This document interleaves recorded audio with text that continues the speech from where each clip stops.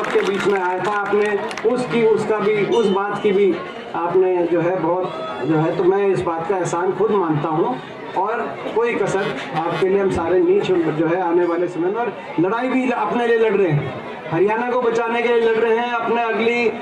भविष्य को बचाने के लिए लड़ रहे हैं। क्योंकि जिस तरह की सरकार हरियाणा के अंदर है, मुझे आपको बताने की जरूरत नहीं, आपको मुझसे ज़्यादा पता है। आज तो इस प्रांगण में हम एक और प्रार्थना करते हैं, सारे मिलके पूरा गांव। शारीरिक रूप से तो हम हैं, हमारे शरीर तो यहाँ हैं 36 बिरादरी, मगर हमारा जो दिल है वो किसान और मजदूर के साथ है, जो 4.5 महीने से हमारे देश का किसान और मजदूर 4.5 महीने से दिल्ली के बॉर्डर पे और अलग अलग जगह देश में धरनों के माध्यम से, प्रदर्शन के माध्यम से एक शांति प्रिय रूप से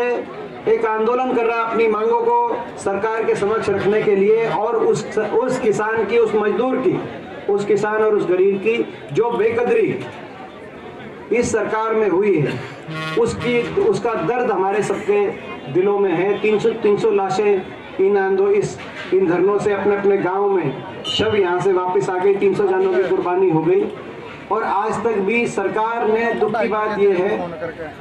कि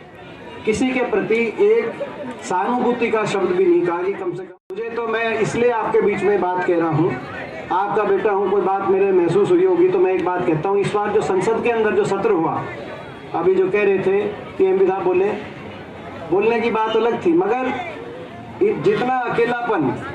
मैंने इस सत्र में महसूस किया, मैं भी 16 साल से, आपने बहुत आशीर्वाद दिया, रोहतक के लोगों ने बहुत आशीर्वाद दिया। 16 साल से मुझे उस देश की बड़ी पंचायत में बैठने का मौका मिला है लोगों के आशीर्वाद से। मगर इस बार इस सेशन में, इस सत्र के अंदर जो अकेलापन, जब मैंने लिस्ट पढ़ी कि भाई देखो इतने किसानों की जान चली गई, ये मांग है, तो जिस तरह के सत्ता दल की तरफ से जो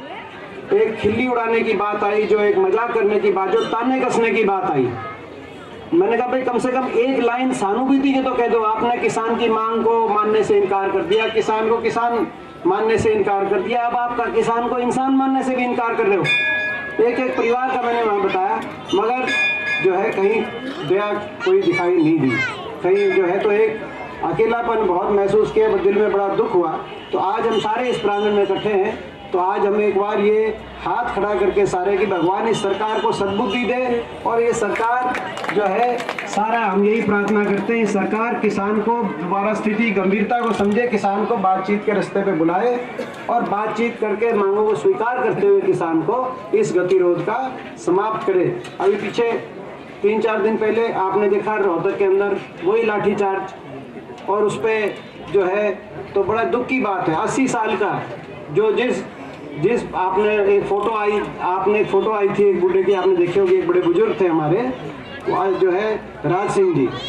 जिनके जो है टाके आए, जो जिनके अपना सर पे जो है लाठीचार्ज में जिनके अपना ब्लीडिंग हुई, 80 साल के थे। अब 80 साल के, तो सरकार को ये मैं कहना चाहता हूँ आज यहाँ इस पावन प्रांगण से कि ये किसान पे लाठी चलाकर इस समस्या का समाधान नहीं होगा, किसान के हक में कलम चलाकर इस समस्या का समाधान होगा। ये आप सरकार समझे इस बात को, किसान की आवाज नहीं दबाई जा सकती।